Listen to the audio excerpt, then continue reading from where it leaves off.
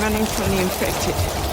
The introduction of rage-infected antagonists in 2002's 28 Days Later turned the horror world on its head. From its gritty handheld aesthetic to its horrifying updating of the tired tropes of the undead, the film's influence cannot be overstated. 28 Days Later is now looked back upon as a classic, which under present-day circumstances would have spawned a lengthy franchise. And yet, the tangled web of behind-the-scenes drama and creative infighting caused this opportunity to be squandered. 28 Days Later centers on a young man, Jim, played by Cillian Murphy, who wakes up in a hospital after being in a coma for 28 days. Hello!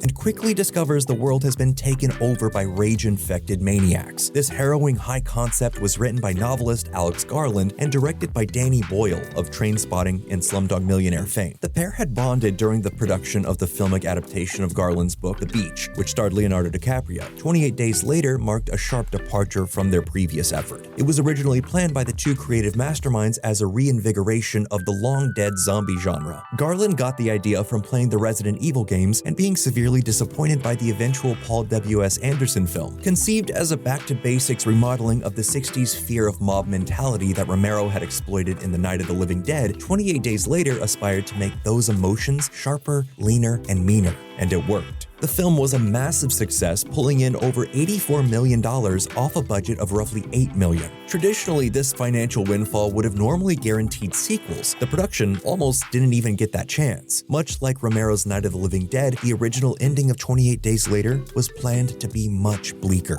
While the theatrical ending does climax with a sugary sweet finale that showcases Cillian Murphy's Jim surviving and signaling to British fighter jets that they are in fact alive on the ground, it almost had opted for quite a different finale. In fact, the DVD release of the film showcased 3 alternate endings, most of which would have concluded with Jim dying. One where Jim dies of his gunshot wounds, one where Jim dreams of the accident that put him in the hospital bed to begin with while he dies, and one that only made it to the storyboard phase that would have seen Jim saving Frank with a blood transfusion. Ultimately, it was decided that the film was so oppressive that they had to have an uplifting ending to ensure commercial appeal of the project. It's been rumored since that not everyone involved loved this decision, but it seems fairly obvious that this idea helped the film immeasurably. The back and forth acrimony behind the scenes surrounding the ending continued after curtains drew to a close, however. Andrew McDonald, the producer of the first film, attempted to rally Garland and Boyle to take on a sequel, but the film took a considerable amount of time to finally get the script and story into place where everyone was happy. By March of 2005, they were finally ready to roll cameras, but Boyle was unavailable to direct due to previous commitments to another Garland-penned script, Sunshine. Director Juan Carlos Fresnadillo was brought on to direct the film, and while some early conversations apparently did include the prospect of bringing back Murphy's Jim character and seeing a subsequent adventure from him, 28 weeks later opted to tell a completely new and different story using a brand new cast of characters. However, Fresnadillo was not happy with the script that he was given and redeveloped the script from the ground up. This was probably a prudent move because while the film itself seems to have a diminished legacy, the opening of 28 Weeks Later is still remembered as a classic. It features Robert Carlyle's Don betraying his family and fleeing from the infected as they devour his loved ones. And this opening has the terrifying in-your-face desolate tone that made the previous film a smash success. Unfortunately, the rest of the film doesn't quite live up to the promise of this opening. Despite taking 5 years to make it into cineplexes, 28 Weeks Later also did very well at the box office, pulling in $65 million off a budget of $15 million. Under normal circumstances, they would have rushed into a third film, right? This is the late aughts. The MCU is about to come together. Every studio wanted their flagship franchise, and with 2 successful genre-defining hits under their belt, could the 28 Days Later sequels have become a horror juggernaut for Fox? We'll never truly know because it took until 2025 to finally see a proper sequel produced. Well, there were plans to produce a sequel directly after the release of 28 Weeks Later. In June of 2007, a third film was greenlit by Fox, depending on how the home video release performed. By July, just 1 month later, Alex Garland said that there was an approved story and they were moving ahead. However, just a few months later, Danny Boyle told MTV, "I'm not particularly keen on franchises. I find it really depressing that they're so successful. It used to be when I started that a sequel would only make 60% of what the original movie did. Now, of course, the sequels are much more successful than the originals. I'm more interested in doing originals."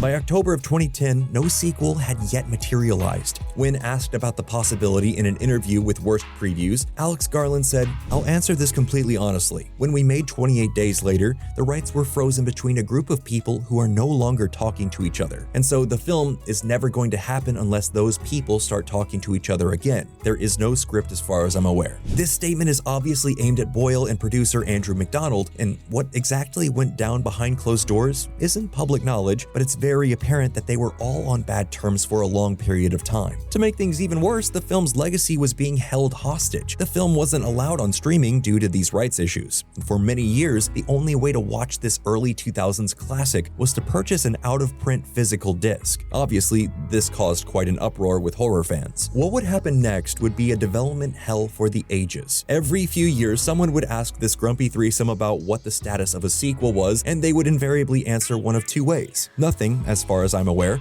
or we're talking about it, but we'll see what happens. After about a decade of spinning their wheels, it would seem cooler heads have finally prevailed. Sony won an auction for the rights and can now release the original film on streaming, and has produced a sequel titled 28 Years Later. The film is in the first part of a proposed trilogy, with Garland writing, Boyle back directing the first installment, and McDonald returned to producing. Will we see Cillian Murphy's Jim appear in one of these new purported 3 sequels? We'll have to wait and see. But what is sure though, is that Garland and Boyle have a hell of a task cut out for them. In 2002, when the original film was released, zombies weren't a cultural staple the way they are now. The Walking Dead alone boasts over 10 spin-off shows. It's a massive phenomenon that has completely changed the landscape of mainstream cinematic tastes, let alone horror inclinations. Currently, the trend in horror that gets released in theaters is what's termed elevated horror, a self-serious, somewhat artistically inclined film that has some of the trappings of a specific subgenre or two, but presents it in a way that has some sort of overt political message. Think Get Out, or The Witch, or The Babadook. These are films that present genre trappings in a way that's applicable to a wide variety of people because it's perceived culturally as serious and not lowbrow. A trilogy of rage-infected films? How are they going to make that relevant today? How are they going to reinvent the wheel? It doesn't really appear like they are. The trailers position the film, like many other entries in the subgenre, as a bleak, no-holds-barred post-apocalyptic story. Garland and Boyle have each had numerous successes